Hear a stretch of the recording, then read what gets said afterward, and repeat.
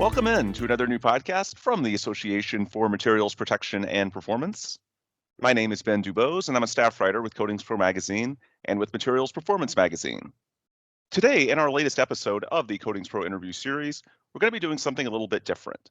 Typically, we have guests come on from across the coatings industry who typically they give us intel on the latest trends and what's going on out in the market.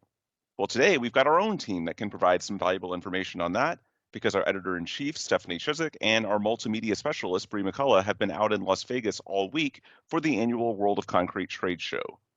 And this isn't just any World of Concrete, by the way. This is the first World of Concrete since COVID and really one of the first really big in-person events for our industry since the pandemic, which of course began more than 15 months ago. Typically, World of Concrete has over 60,000 attendees and 1,500 exhibitors, and while things are certainly a little scaled down in 2021, it's still a massive event and a big step forward as we try and get back to normal, or I suppose whatever our new normal is.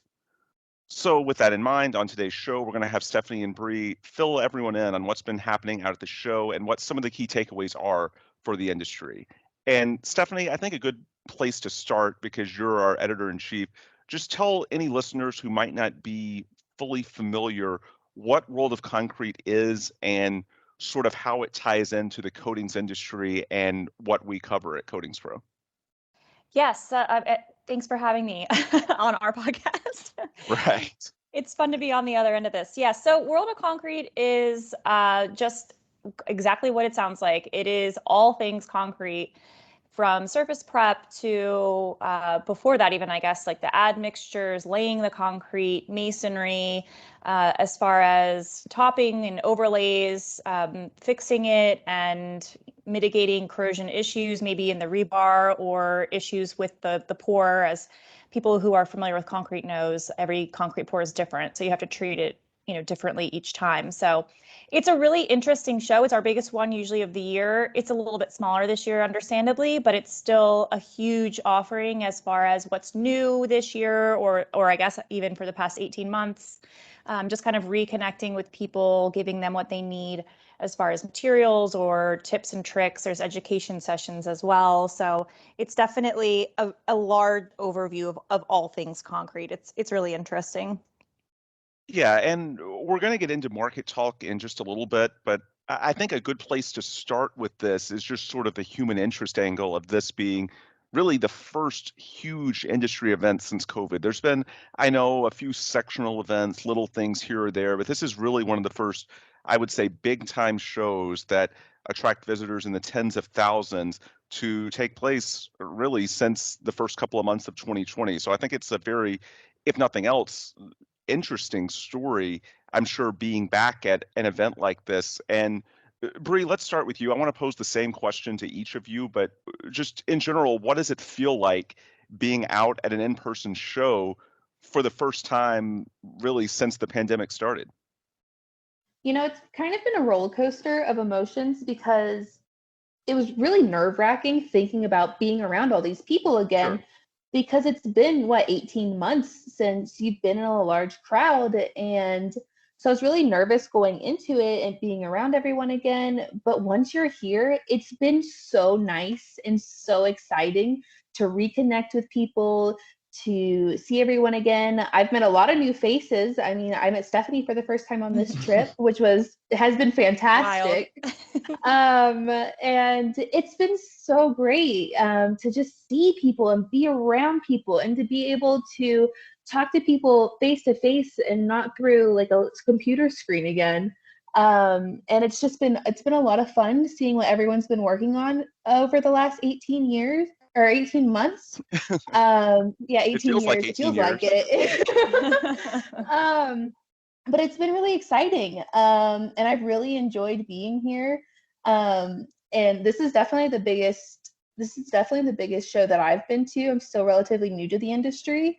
So it's been a little overwhelming, but I've really enjoyed it.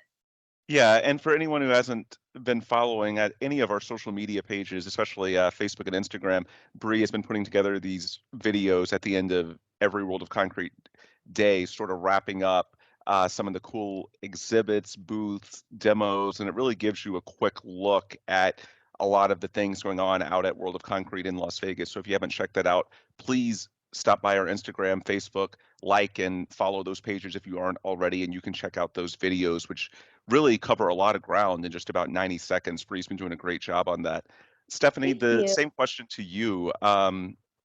What does it feel like being back? I know typically you do a ton of shows in person every year. Now you've had to go more than 15 months without doing any. What does it feel like being back, sort of, I don't know if it's normal, but something close to what you typically do? It does surprisingly feel very similar or very Okay. close to normal. And I will say, I will second what Bree just said. It's so nice to just get out there and talk to people. I think we all know in the back of our minds how much we've been missing in-person contact, but until we got to do it this week, it's so refreshing. You reconnect with people that you see, so I was trying to figure this out yesterday. I think I've gone to 7 or 8 World of Concretes at this point. So I've seen it change over the years, of course, and this year's changed a bit as well. But it's just, you start to see the same people and the same faces, and, just reconnecting with the contractors. To me, I forgot how, I always say that my favorite thing about Coatings Pro is when I get to talk to our readership, who are the coatings contractors. And that's still true. I just kind of forgot how really great that is, because we haven't been able to do that in person Hmm. in such a long time. So it was just so refreshing to be able to have these connections again. It does feel surprisingly normal. And also little things that I maybe had forgotten about, just easily kind of come back, and just talking to people at the booth or walking around. And Hmm. it's been really nice. It's been awesome. So World of Concrete was one of the lucky shows that did get to go off in 2020, because typically it's early in the calendar, January, February, something like that. And so they were able to sneak it in before the pandemic. Of course, this year it was delayed because the vaccine rollout made it to where really June was about the earliest that you could realistically pull off an event like this, especially with the revised CDC guidance, and feel secure about it.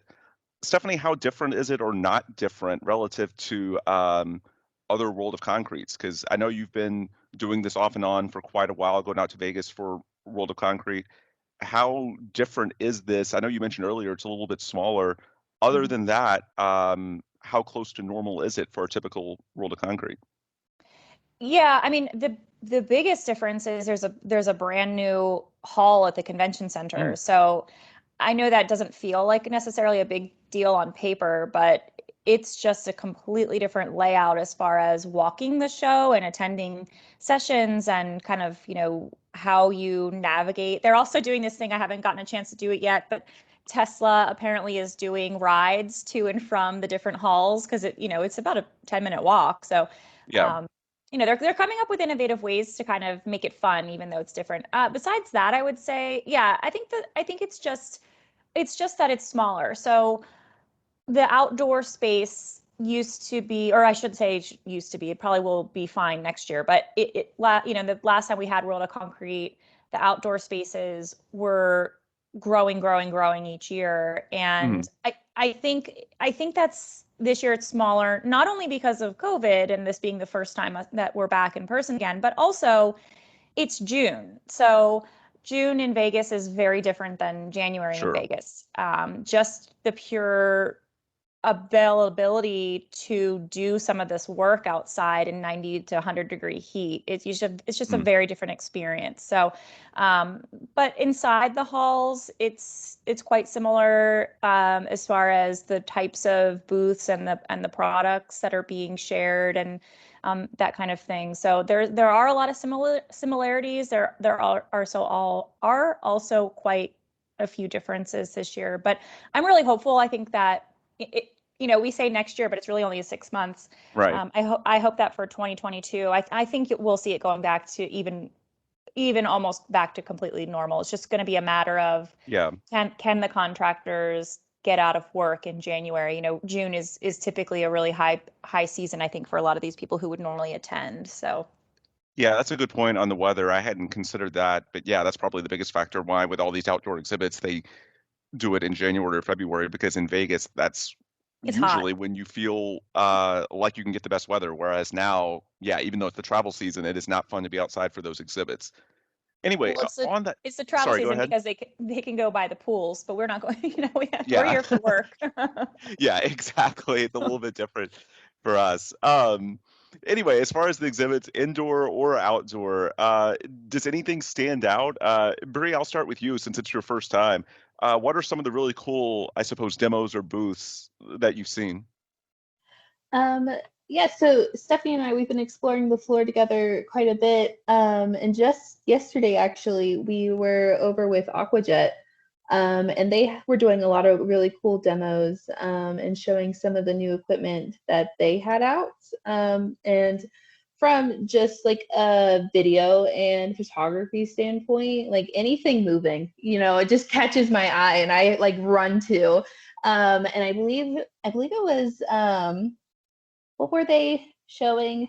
It was Oh, they were doing they do hydro demolition for surface prep. So I think they were showing a few of their options as far as that goes. There's like, one that goes up a vertical wall, and then there's a few that can work on horizontal as well. I don't remember the yeah. product name specifically though. Yeah, and there was someone there who was just operating all of them and showing everyone what they could do, and those are really cool. And I was excited to be able to capture some of that on video. Stephanie, same question to you. Is there anything that stood out to you as, I don't know if it's something new, but just something that really caught your eye when you're walking these halls or what limited stuff there is outside?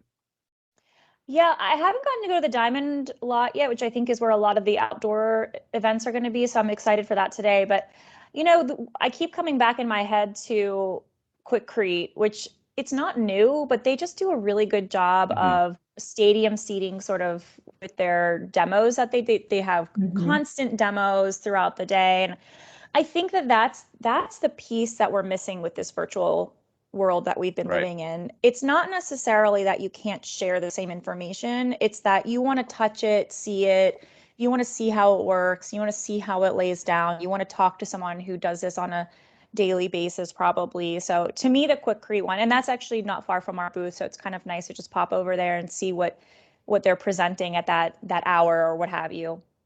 And I think they do that every year. So hopefully they'll, if people are coming next year to World of Concrete, they'll be able to experience what I'm talking about Hmm. there. Yeah, and Quikrete has so many tactile aspects of their booth that you can kind of like touch and feel the different coatings and concrete. And so that's really interesting as well. From my perspective, when I've done World of Concrete and I've been doing it not this year, but the last couple of years at least, one of the real highlights, and suppose the true meat and potatoes of the experience, is the one-on-one conversations. Because be it for future case studies in Coatings Pro or perhaps technology information for our supplements, it's these one-on-one conversations with people where you get a better sense of what's really going on out in the field. Because from our perspective, as editors and writers, and in Bree's case, multimedia specialist with a magazine, we're not out in the field. We're relaying these stories from our contractors and, in many cases, material equipment suppliers, whatever it may be, of how their products and what's happening out in the field, but we're not doing it ourselves. So basically, what we do, it's only as good as the relationships and basically the quality of information that we get out from the contractors that are going out and actually doing this. And that's what a show like this, especially in person, is so useful to build those relationships and to help us learn what's really going on in a given year. And Stephanie, with that in mind, when you talk to people this year, what are some of the key takeaways? This can be, I suppose, technologies that they need, the trends they're seeing. Basically, what are they saying that's going on out in the market right now? I think the number one thing is what we've been saying is just that it's so nice to be able to see people Mm, in person. Aside from that, as far as trends go, I'm still hearing, that people are having trouble finding people to work for them. That's going to mm, be, I think, a continued issue for a while until we figure that out. I know there's a supply chain issue with materials. People are talking about that from all different aspects, trucks or just your raw materials for your coatings or what have you. So that's definitely on top of people's minds. I would say, safety is always definitely something, especially during COVID times. It's just on the top of everyone's mind right now. So that's also a discussion as far as what does safety look like, or and how is it changing on the job site, and not only with PPE, but also with how can we make people safer. So from an equipment standpoint, I mean, when Bree was talking about those pieces of equipment from Aquajet, they are remote, not activated, but they're remote vehicles, or I don't know what to call it. They're used by Operator controlled. Yeah.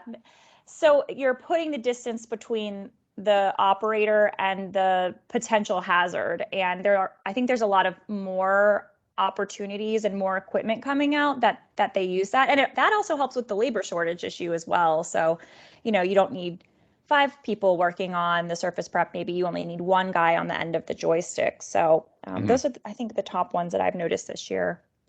And one of the big benefits for us, I feel like, in terms of our crew at CoatingsPro that went out there, of course, Stephanie and myself are from the NACE side of the fence when it comes to before the AMP merger, as it happened earlier this year.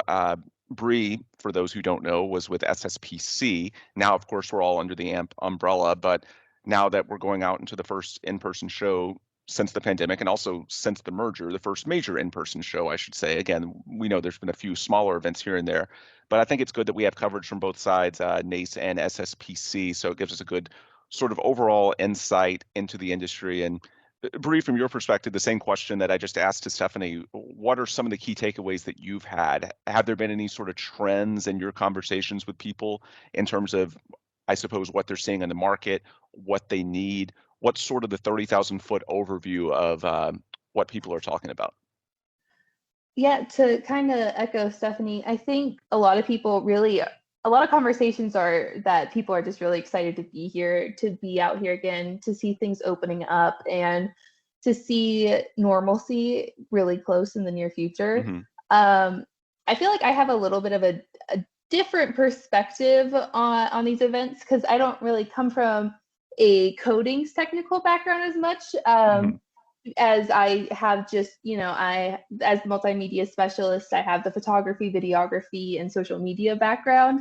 So a lot of my conversations are, what gear are you using? What camera is that? So can I take that on my job site type of thing? So I feel like my conversations are a little different. But it is interesting to hear people on the show and contractors asking me about gear and how they want to add multimedia aspects and video to their company, because people are realizing that video is very important and it is such an essential marketing tool. So I'm always excited to talk to people about video and photography whenever they want to. Yeah, absolutely. And it ties into your business because, for example, a lot of the decisions that we make at CoatingsPro, especially with our print issues, come down to, do you have quality visuals that we can run with it to sort of help illustrate what happened on a project? And with the web, of course, images are important, but you also have a multimedia component in regards to videos that we can play up. And if we or some other publication publicizes your great work, then as a contractor, that can help you earn future projects from the publicity. There's so many benefits that come with that. So I think that's a really interesting perspective I hadn't thought of. But yeah, these contractors do need to sort of prioritize not just photos but videos as well, because that ties into their business, because it's not just about the one article that they get with CoatingsPro or some other publication. It's the benefits of that article and what that can do for them as a business. So I think that's a really interesting takeaway, and I'm glad to hear that people are recognizing the importance of that. Anyway, let's transition to our usual rapid fire. We'll do it a little bit different. For anyone listening to the CoatingsPro interview series, you know that over the past few months, we've had sort of these, we call them rapid fire questions. We'll do it a little bit different. I suppose what happens in Vegas stays on the podcast in this case. Stephanie, I'll start with you. What's the most interesting thing that you've seen in Vegas on this trip? That's appropriate for this podcast. Yeah, I guess I would say, I mean, all of the outdoor exhibits are really cool here. I haven't gotten to see too much of Vegas outside of the show, which is fine. I mean, obviously I'm here for that. So I think the outdoor exhibits we walked outside at one point during the day yesterday, and they were, 3, 2, 1, and they had a competition for breaking down. I guess it was like a concrete slab with like these huge sledgehammers by hands, just to see how quickly you could do it in 15 seconds. So Yeah. that was pretty fun. But yeah, it's a little bit of a quieter year. Maybe the other most interesting thing I've seen is the brand new exhibit hall, which doesn't, like I said, doesn't sound very exciting, but it really is cool to kind of you're inside these halls for 9 hours every day or whatever it is when you're traveling. Mhm. And it's a beautiful space. It's really interesting to see. I'm sure there's coatings, from top to bottom in it. So it's kind of just a cool feat to see how much Vegas has changed even, and is continuing to change even now over the past, 18 Mhm. months. So. Bree, same to you. Most interesting thing you've seen in Vegas? Honestly, this is my first time in Vegas, so everything is interesting Wow. to me. Like everywhere I turn, I'm just like, oh, okay. Yeah. And it's my first time at World of Concrete as well, and the biggest conference I've ever attended. So I'm just kind of like wide-eyed taking everything in, because it's so big and so grand. And I mean, for the last 15 to 18 months, I've just, Yeah. been working from home and have to talk to everyone through a computer. So just, it's a completely different world. Mm. And so it's very interesting being out Yeah. here again and seeing everyone and people. And Las Vegas is a very, very fun city. Yeah. They have a lot going on here. Yeah. Stephanie, quick follow-up, because I know you've been to Vegas a few times. Outside of the show, in terms of the hotels, the restaurants, how back to normal is it? Does it feel the same way it did before? Yeah, it absolutely does. Mm, It's that's good. kind of a weird feeling, because I expected it to be, that we'd have to do a lot of things differently, but Yeah. I think because they waited for the vaccines, Hmm. that has made a big difference. So Hmm. basically, it's just Yeah. it's just like normal. I also forgot that you could smoke in the casinos, and I walked in the front door and I was like, oh, that's Yeah. right. It's funny the things you forget. Yeah. All right. So back to rapid fire. Last question that I was going to ask of that. What's been your favorite swag giveaway? Because for anyone that's been to a show, you know that one of, I suppose, the perks and also just humorous things are the random free giveaways that so many of these big booths have. So, what's been the most interesting, whether you took it or not, just the most interesting swag giveaway that you've seen? I personally am a sucker for any booth that has candy. Okay, that always works. Yeah, you know what? I think because of a few parameters that the World of Concrete put up this year, a lot of people weren't even sure we were going to be allowed to have swag. So I haven't really seen anything super cool, except for I picked up a high vis gator. I thought that was pretty fun to That is pretty cool. Hmm. maybe be able to use on a job site if I'm going to take pictures or what have you. And this is going to sound completely self-serving, but I mean, I have to say that not only does CoatingsPro, but also across the hall, we have our AMP booth as well. Our swag this year is kind of nothing new as far as what we've done in the past 2 years, maybe, but we've got water bottles, coffee mugs, and flashlights, and they are super popular. And I think so that's kind of fun. So our own swag. Is that sad? Yeah, yeah. There you go. Yeah, I mean, CoatingsPro swag is actually pretty popular. I mean, Yeah. those lunch boxes. Every time we have those go away like almost immediately. And the thing is, they get used like at the show. So I know, I yeah, the love it. CoatingsPro. Yeah, and then Oh, sorry, go ahead. sorry. Another swag item I saw was this little trowel.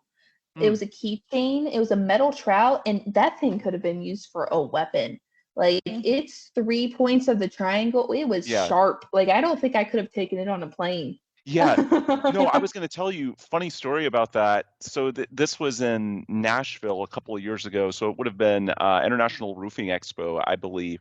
One of the vendors, I forget who it was, but they were giving away some, just general roof coatings type equipment. And it was all packaged in something that I could just sort of put in my suitcase. And I didn't realize, but one of the things they had in there was a drill bit. And when I went Oh. through security trying to get back home at the airport, it kept getting flagged. I had no idea what they were catching. And it was like, it's a little bit embarrassing because I had to go through, my entire luggage. They pulled it off to the side, all that kind of stuff. And I'm like, I have no idea what is in there. And then they found a drill bit. And of course, funny thing, I couldn't even take it home because that's one of the things that you can't bring on airfare, but or airplane, I should say. So yes, some of those giveaways, I was actually thinking the same thing, can be very, very interesting. I learned the hard way from IRE a couple of years ago. Anyway, final thoughts as we wrap up. Stephanie, will start with you. Anything we haven't covered already, just your thoughts, reflections on the experience, any key takeaways or other information that you want to share before you fly out of Las Vegas tonight? I think just the main thing is I'm so looking forward to coming back in another 6 months to kind of even further get back to more normal. And I just mean by more normal is that getting to talk to the contractors. I think it's just it's so key for us to be able to share information and help with pain points and know what's going on in the field. Like you were saying earlier, Ben, it's crucial to being able to meet our mission, which is to be able to help improve the contractor's job at the end of the day, whether that's with better safety or better products or what have you. So someone did say something. I love standing at the booth because I get to talk to all the contractors who stop by, and one of the contractors just was saying how they were new to CoatingsPro. They'd never heard of us before. And I was kind of walking them through the feature stories and, we'd love to have a project from you to consider if possible. And he was like, oh, this would be great to share with prospective clients. And I just was like, yes, it would. Yes, that's the point. It benefits us and you. So yes, it's just so nice to be able to talk to everyone. I'm just really enjoying it. Coworkers, contractors, vendors, everyone is just really appreciative. And it's just very heartwarming to kind of be in a collective space where we're all sort of, I think, feeling the same emotion of hope and joy and just we're here, let's do it. Yeah. It's exciting. Definitely. Bree, same to you. I know it's your first show since the merger, your first since the pandemic. A lot of new firsts for this. Your first trip to Vegas, period, which is, I'm sure, pretty interesting. Any final thoughts on the experience and what you've learned and what you're going to take out of this week? Yeah, it's been, it's my first time going anywhere as part of the CoatingsPro team. And I just really enjoyed not only working next to Stephanie and Alina, but getting to interact with our members, our subscribers, our readers. It's been really fun to be at the booth and have people come up and go, that's my friend on the cover, and have people get so excited. And to just see them resonate with the magazine so closely, it is heartwarming and it is nice to see. And I'm excited to get to know our readers, our members, our subscribers, our clients. I'm excited to get to know them more, to interact with them more. I'm looking forward to our next conference that we get to attend. Now that we've been to World Concrete, it kind of feels like, okay, it feels like more conferences are going to be happening soon, hopefully. This feels kind of like the start of things.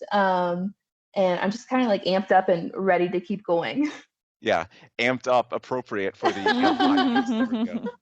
The pun of all puns. But yeah, I think that's a good point too. It's and a good place to leave it is that we will have more events. It's really the beginning of things because now that I think one of the benefits of World of Concrete pulling this off is it's going to be a lot easier for other shows, of course, to be confident that this can be done safely and that people are going to be comfortable with whatever the new normal is. And of course, as we get back to having these shows on a regular basis, then at the vast majority of major events that involve the coatings industry, you can count on CoatingsPro to have a booth and, of course, come by and see us. We can talk about potentially featuring your technologies, your projects, whatever it may be, depending on your role. And, of course, we've got some free swag as well that you should probably be able to take advantage of.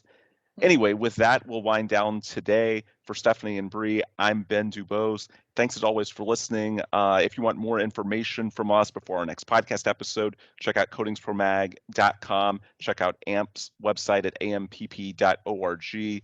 And of course, as mentioned earlier, check out our social media outlets, Twitter, Facebook, Instagram. You can find Coatings Pro at all of those, and you can see some of the videos that Bree has been putting out as far as recaps at World of Concrete. And you can also, if you have not already, please subscribe to this podcast, Apple, Google, Spotify, pretty much all the major distributors. Just search for Coatings Pro Interview Series and subscribe if you haven't already. That's how you can get these episodes weekly is our goal, and you can get those right when they come out if you subscribe. And if you've not already, please leave us a 5-star review. That certainly can't hurt the visibility as well. With that, we'll sign off. Thanks again for listening, and please come back soon for yet another new podcast from the Coatings Pro Interview Series. Calling all coatings contractors, we have a great resource for you. CoatingsPro Magazine provides you with the latest news, trends, and technologies for your coating needs. And the best part, it's completely free to anyone who signs up. Simply visit coatingspromag.com/subscribe. Coatings Pro, know what the pros know.